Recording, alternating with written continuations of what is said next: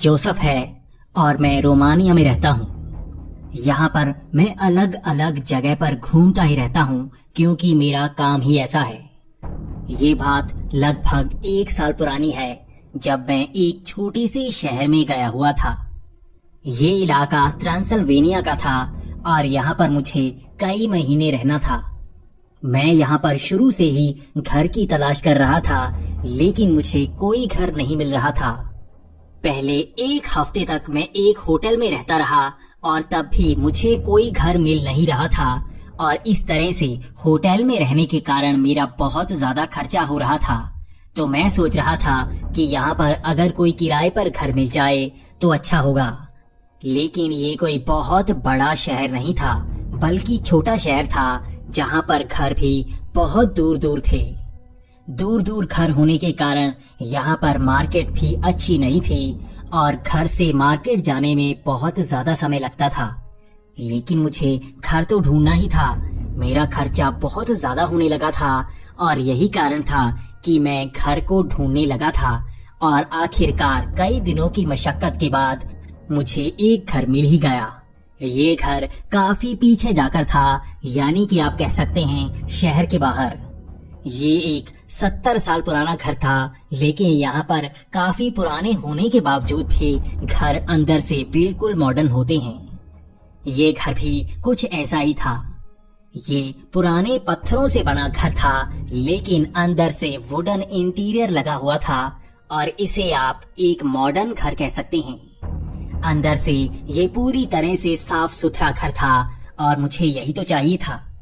बस यहाँ पर परेशानी ये थी कि ये शहर से बाहर था, इसलिए मुझे बार बार शहर जाने के लिए गाड़ी से जाना पड़ता।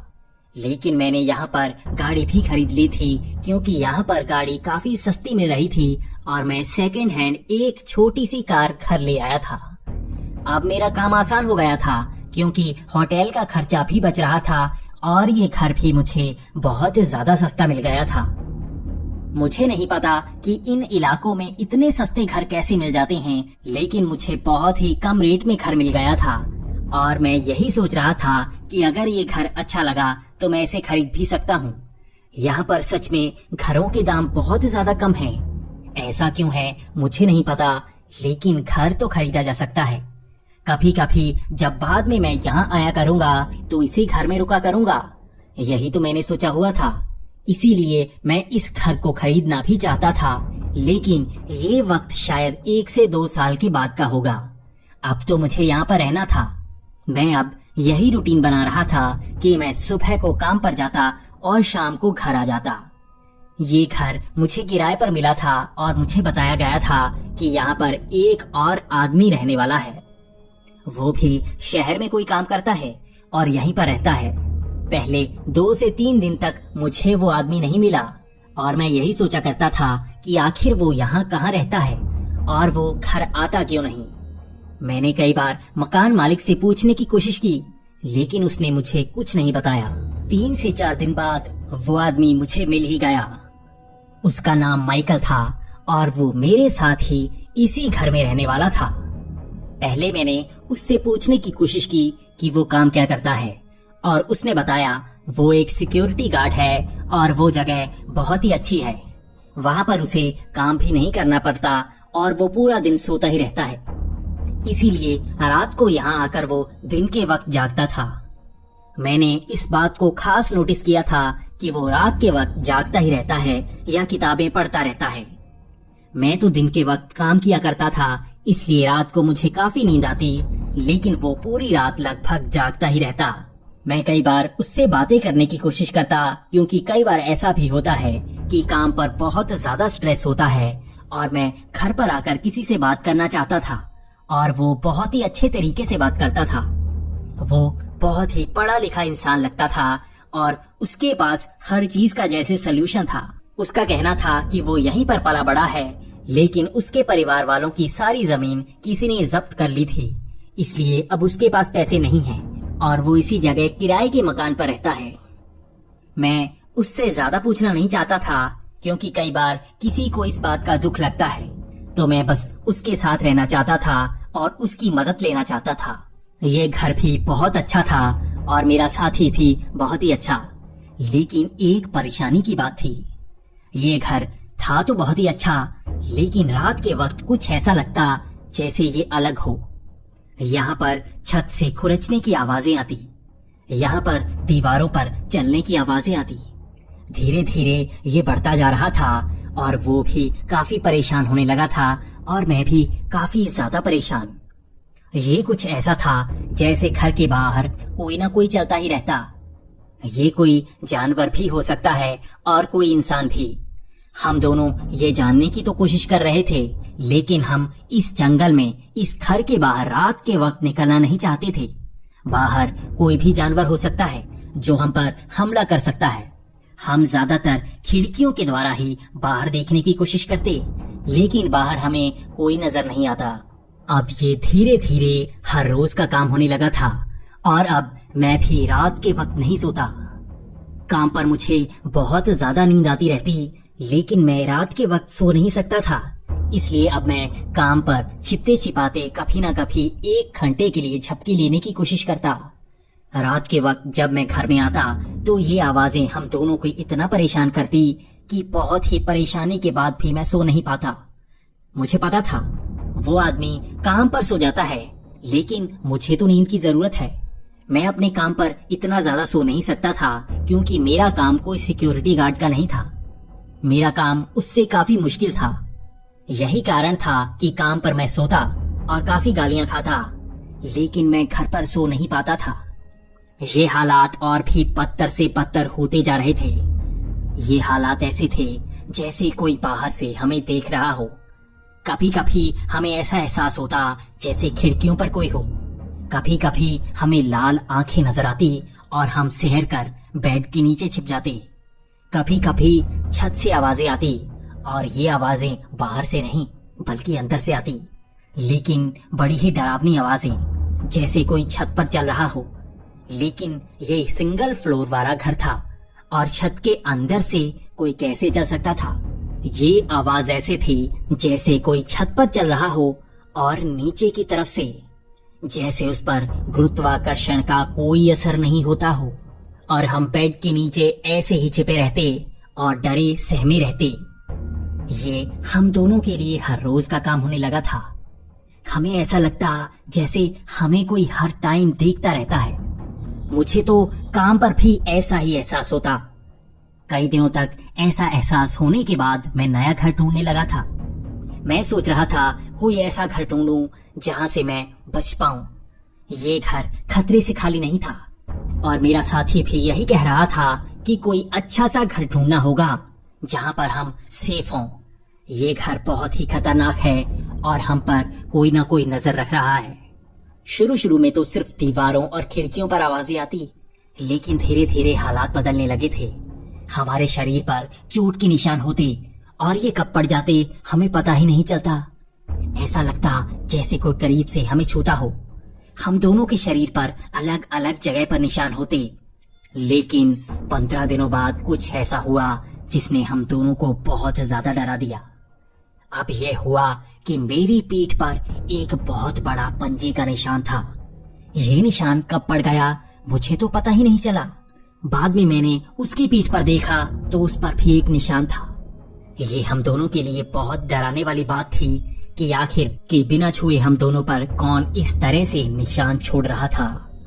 क्या वो आगे जाकर हमें बहुत ज्यादा नुकसान पहुंचाने वाला था? ये आखिरी रात थी जब हमने उस घर में निकाली। हम दोनों ने अब एक होटल का एक कमरा ले लिया था। हम दोनों ने बात की थी कि हम दोनों आधा आधा शेयर करेंगे और इसका किराया देंगे। उसके बाद जैसे ही हमें नया घर मिलता है हम वहां पर शिफ्ट हो जाएंगे। हम अब अपना सारा सामान उस होटल के इस कमरे में ले आए थे। ये ग्राउंड फ्लोर का कमरा था और यहाँ पर हम सोच रहे थे कि हमारे साथ ऐसा कुछ नहीं होगा, लेकिन यहाँ पर भी कुछ ऐसा ही होना शुरू हो गया। हमें यहाँ पर भी खुरचने की आवाजें सुनाई देती और हमारे शरीर पर कई तरह के निशान पड़ जाते। हमने होटल के मैनेजर को भी बताया और उसने भी कैमरे लगवा दिए और कैमरे में कभी भी कुछ नहीं आता। ये बड़ी हैरानी की बात थी कि बिना कैमरे में आए कौन हमारे घर के अंदर आ जाता था और हमें चोट पहुंचाने की कोशिश करता था। हमें कई दिनों बाद एक नया घर मिल गया था और हम दोनों वहां पर शिफ्ट हो गए। हम सोच रहे थे कि यहाँ पर तो हम बच जाएंगे, लेकिन ऐसा नहीं हुआ। वहां पर भी कुछ ऐसा ही होना शुरू हो गया। वहां पर भी कोई ना कोई घर के आसपास घूमता ही रहता और हमारे शरीर पर अपने आप चोट के निशान होते। अब माइकल भी कहने लगा था कि उसे लगता है यहाँ पर कोई ना कोई वैम्पायर हमारे पीछे पड़ गया है। वैम्पायर एक रक्त पिशाच होते हैं जो पीछे पड़ जाते हैं। शायद उसे हम दोनों का रक्त पसंद आ गया है और इसी से वो हमेशा के लिए जवान होना चाहता है। यही कारण है वो हम दोनों के पीछे पड़ गया है और वो हमें छोड़ने वाला नहीं। हमें अब इसी घर के अंदर रहना होगा और उससे बचने के कई तरह के इंतजाम करने होंगे। मैं उसकी बात मान गया था क्योंकि हमें कोई भी नजर नहीं आता और अगर हम अपने साथ किसी और को रखते तो उसको पता भी नहीं चलता कि क्या हो रहा है।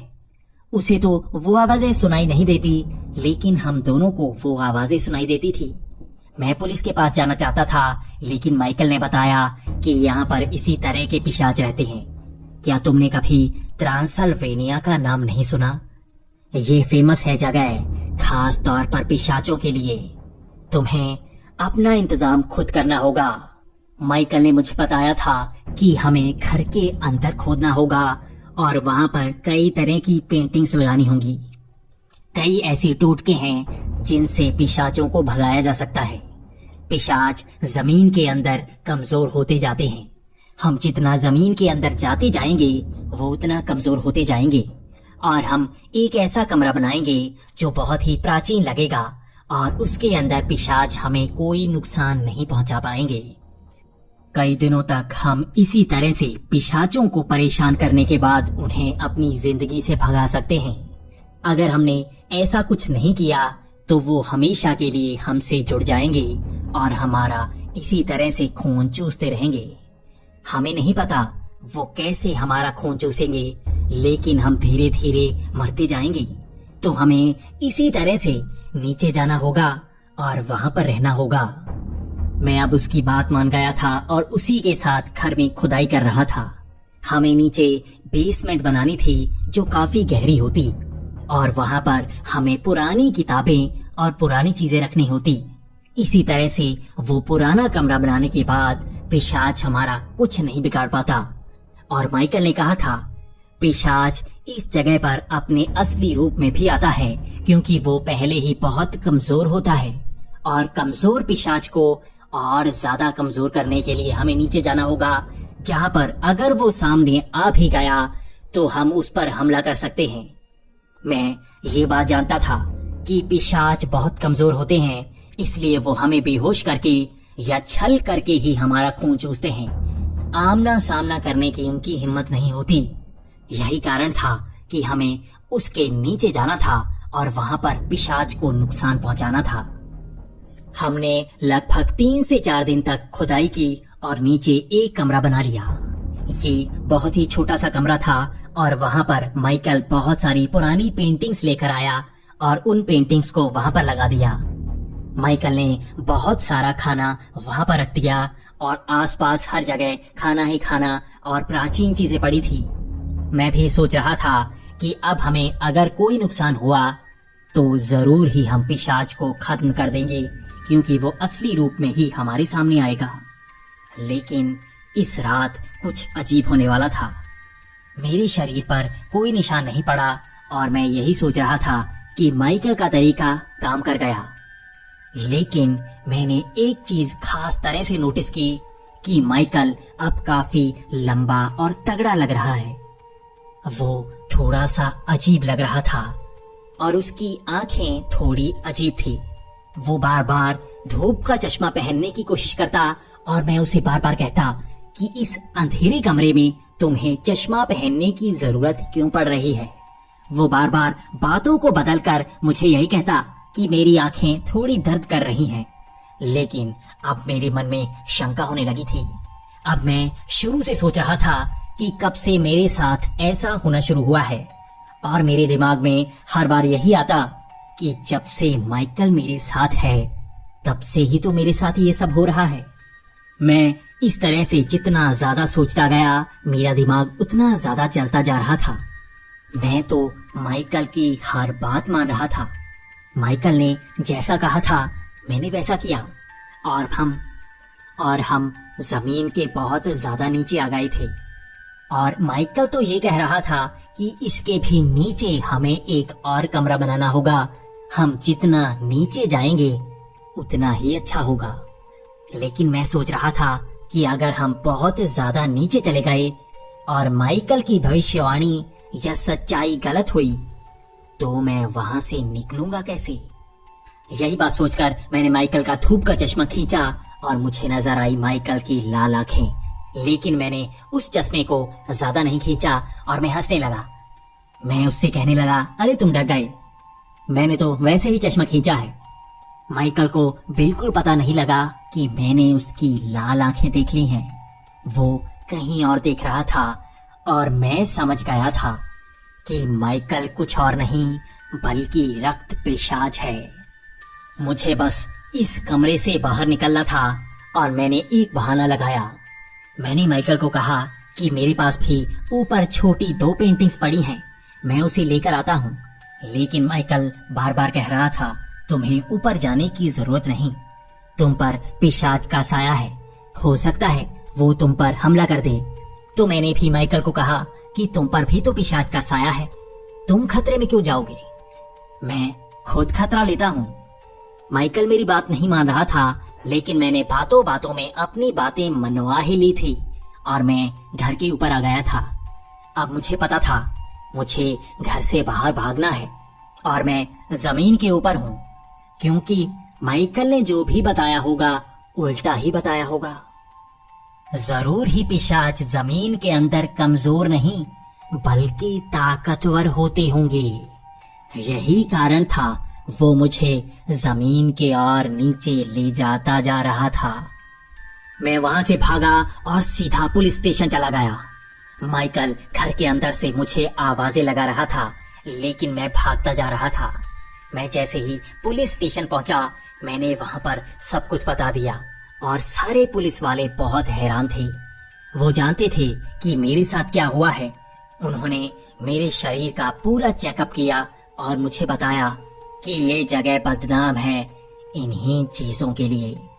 अगली सुबह घर की पूरी तलाशी ली गई और माइकल हमें कभी नहीं मिला। उन्होंने घर के अंदर वो बेसमेंट भी देखी और मुझे बताया कि ऐसी बेसमेंट्स यहाँ पर कई घरों में मिलती हैं। लोगों का मानना है रक्त पिशाच जाल बिछाकर लोगों को फंसाते हैं और उनको अपना शिकार बनाए रखते हैं। वो ऐसी जगह पर फंस जाते हैं जहां से वो बाहर नहीं आ पाते। वो जरूर तुमसे खुदाई करवाता और नीचे जाता चला जाता। वो इस तरह से तुम्हें जाल में फंसा लेता कि तुम वहां से बाहर नहीं आ पाते। तुमने उसकी सच्चाई जान ली और तुम बच गए। लेकिन यहाँ पर कुछ लोग ये नहीं जान पाए और हमें भी पता है कई लोग अब तक यहाँ पर ढूंढे नहीं जा पाए हैं। तुम कैसे बच गए ये तुम्हारे दिमाग की करामात है। अब मैं भी सोच रहा था कि क्यों दिन के वक्त माइकल घर नहीं आता था, क्योंकि वो रोशनी को सह नहीं सकते और रोशनी में खत्म हो जाते हैं।